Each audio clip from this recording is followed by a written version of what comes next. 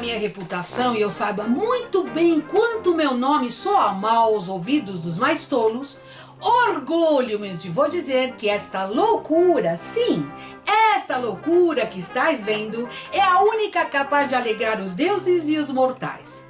A prova incontestável do que afirmo está em que não sei que súbita e desusada alegria brilhou no rosto de todos ao aparecer eu diante deste numerosíssimo auditório.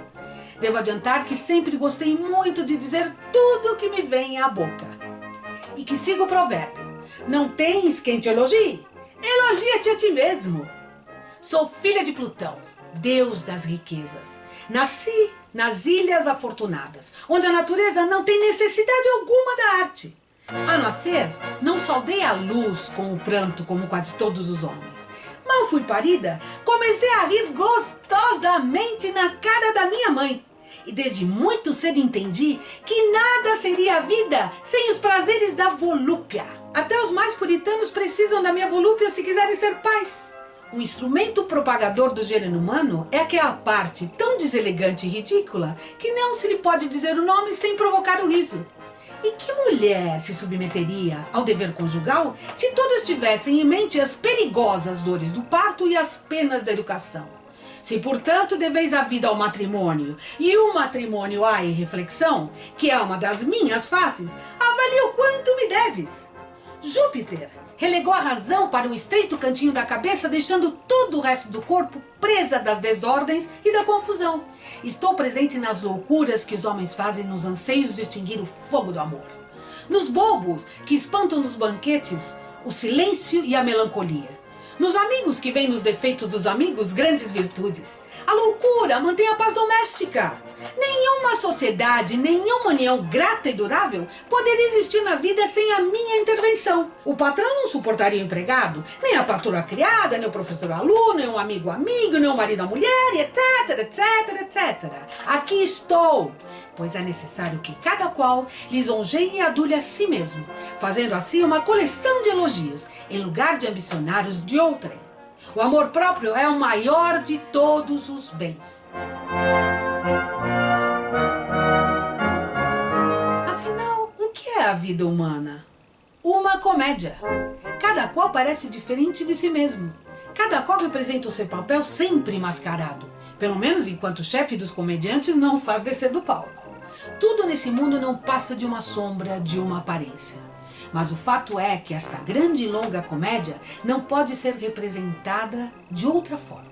Não podeis sequer imaginar os horrores e as revoluções com que enche a terra esse animalzinho tão pequeno e de tão pouca duração que vulgarmente se chama homem. Os cômicos, os músicos, os oradores e os poetas são os melhores amigos do amor próprio. Quanto mais ignorantes, tanto mais perfeitos se julgam e aproveitam todas as ocasiões para celebrar os próprios louvores. Mas não penseis que não encontram quem os aplauda, pois toda tolice, por mais grosseira que seja, sempre encontra seguidores. Quanto mais contrária ao bom senso é uma coisa, tanto maior é o número de seus admiradores. E por quê? É porque quase todos os homens são malucos. Os negociantes são os mais sórdidos atores da vida humana. No entanto, devido à sua riqueza, são tidos em grande consideração e chegam a encontrar aduladores que lhes fazem a corte a fim de lhes abiscoitar uma parte dos mal adquiridos tesouros. Alguns querem passar por ricos, embora às vezes chegue a lhes faltar o necessário. Advogados fazem uma porção de leis que não chegam a conclusão alguma. Cada um deles poderia superar em tagarelice mais de 20 mulheres. Com a força de discutir para sustentar a verdade que pretendem, perdem de vista a própria verdade. Já os filósofos são ridículos loucos. Ao ouvi-los falar com tanta convicção, qualquer um os julgaria membros do grande conselho dos deuses ou testemunhas oculares da natureza. Eles não têm nenhuma ideia segura. Enquanto se gabam de saber tudo, não estão de acordo em nada. Talvez fosse melhor não falar dos teólogos. Tão delicado é tocar em semelhante corda. Se acaso incorreis na sua indignação, lançam-se contra vós como ursos furibundos. Condenam-vos logo como hereges. Me devem muito. As escrituras em suas mãos são como pedaços de cera. Dão-lhes a forma e o significado que mais corresponde aos seus interesses. Aprenderam, não sei com quem, que devem discursar em voz baixa.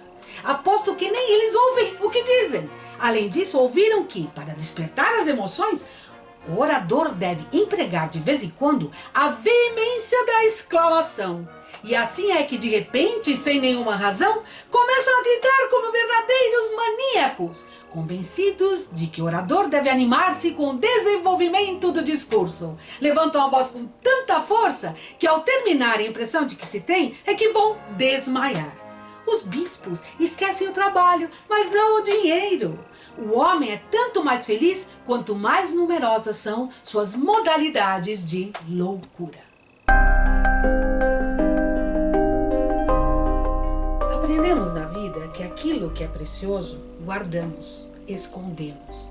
E aquilo que é trivial, de pouco valor, deixamos à porta. Ensina a lição, manifeste a sabedoria e esconda a loucura. A que conclusão chegais? Pois que a loucura é mais preciosa que a sabedoria. A sabedoria. Convidai um sábio para um banquete e vereis que ou se conservará um profundo silêncio, ou ele interromperá os demais convidados com inoportunas perguntas. Convidai-o para um baile e dançará com a agilidade de um camelo. Levai-o a um espetáculo e bastará seu aspecto para impedir que o povo se divirta. Tomareis o sábio mais por uma estátua do que por um homem. A inocência do mundo desapareceu quando os maus gênios descobriram a arte. Só a gramática é mais do que suficiente para nos aborrecer durante toda a vida. São felizes os homens que, sem relação com as ciências, têm como único guia a natureza. Vemos crescer mais felizes as coisas não contaminadas por nenhuma arte. As abelhas, por exemplo, atingiram um ápice de organização jamais conseguido por nenhuma república de filósofos. Os verdadeiros felizardos são os que mais se aproximam da estupidez dos brutos. O bobo tem o privilégio de poder falar com toda sinceridade e franqueza. Os príncipes riem de coisas ditas por loucos, mas que ditas pelos filósofos os levariam à forca. Só os loucos os deuses concederam o privilégio de censurar e moralizar sem ofender ninguém. Há os que conservam entre os homens uma aparência de sabedoria, famélicos e sujos nas suas escolas, nas suas cadeiras. Se julgam os primeiros homens do mundo, felizes pela ideia que fazem da própria erudição. Não fazem nada senão meter palavras insignificantes na cabeça das crianças. Os sábios dizem que estar enganado é um mal. É o contrário. É uma grande extravagância querer fazer consistir a felicidade do homem na realidade das coisas, quando essa realidade depende exclusivamente da opinião que dela se tem. Os homens, querendo ser enganados, estão sempre prontos a deixar o verdadeiro para correr atrás do falso. Misturando as minhas doçuras com as da volúpia, amenizo o rigor do destino. Amam a vida quase todos os homens, até aqueles cujo fio da existência está prestes a ser cortado pela morte. E não se limitam esses velhotes insensatos aos prazeres da existência, mas se esforçam ainda por imitar o quanto podem a juventude. Um enegrece os cabelos brancos, outro esconde com uma cabeleira a cabeça calva, outro se apaixona loucamente por uma moça e faz por elas loucuras que envergonhariam um rapazinho. E temos as velhas apaixonadas, cadáveres semivivos fedendo a carniça que ainda sente arder o coração, lascivas como cadelas no cio, e dizem descaradamente que sem volúpia a vida não vale nada. Aos censores indiscretos, eu desejaria que me respondessem o que será melhor: viver alegre, eternamente estúpido, ou viver desesperado até se enforcar com uma corda. Só a loucura é capaz de transformar o mal em nada. Cai-vos uma pedra na cabeça? Oh, isso sim é na realidade um mal. Mas a desonra, a infâmia, as censuras, as maldições só nos fazem mal quando queremos sentir. Desde que não pensemos nisso, deixam de ser um mal. Que mal pode fazer o que murmura a sociedade, quando é certo que intimamente vos aplaudis? Para um homem que tem uma mulher feíssima, mas na qual vê perfeitamente a sua bela, não é o mesmo que se tivesse desposado uma Vênus? Não haveria diferença entre sábios e loucos se esses últimos não fossem mais felizes. A felicidade dos loucos não custa nada. Minha embriaguez é diferente da de Baco. Enche a alma de alegria, dura até o fim da vida, não custa dinheiro e não dá remorsos. Quando um marido imbecil adora a mulher que lhe coloca um bosque de chifres na cabeça, ninguém acha loucura, pois hoje em dia isso é a coisa mais natural do mundo. Sou eu agindo em benefício dos homens, sem lhes pedir nada em troca. De todas as divindades, sou a única que não exige votos nem ofertas. O que me ofereceriam nos altares? Me vejo esculpida em cada coração e representada pelos costumes e pela conduta. Todos os mortais são estátuas a mim erigidas. Ninguém dá graças por recuperar juízo. A loucura tem tantos atrativos para os homens que de todos os males ela é o único que se estima como um bem. Agradecem aos céus a cura de todos os tipos de enfermidades, jamais a cura da loucura. Não me parece que deva silenciar sobre o grande crédito de que gozo no céu, pois facilmente se obtém o perdão com o meu nome, ao passo que não é favorável da sabedoria. A prova que corta a cabeça do touro é a frase de Cristo ao Pai: perdoai-lhes, Senhor, eles não sabem o que fazem. O perdão vem pela loucura. Jesus Cristo, que é a sabedoria do Pai, procede como um tolo ao unir-se à natureza humana. Tornou-se pecador para redimir o pecado. Salvaria os homens com a loucura da cruz e utilizou apóstolos grosseiros, recomendando-lhes calorosamente que evitassem a sabedoria e seguissem a loucura. A salvação está na loucura. E foi por essa razão que o grande arquiteto do universo proibiu que o primeiro lindo par de esposos comesse a maçã.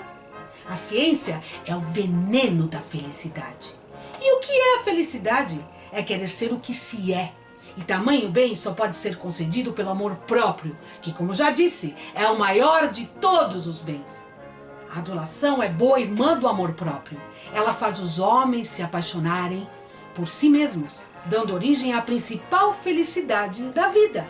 Se darei demais e com demasiada ousadia, lembrai-vos de que sou mulher e sou a loucura. Esperais um epílogo? Estou lendo isso em vossas fisionomias. Mas sois verdadeiramente tolos se imaginais que eu tenha podido reter de memória toda essa mistura de palavras que vos impingi. Em lugar de um epílogo, quero oferecer-lhes duas sentenças. A primeira: eu jamais desejaria beber com um homem que se lembrasse de tudo. E a segunda: odeio o ouvinte de memória fiel demais. E por isso, sede sãos, aplaudi, vivei, bebei, ó celebérrimos iniciados nos mistérios da loucura!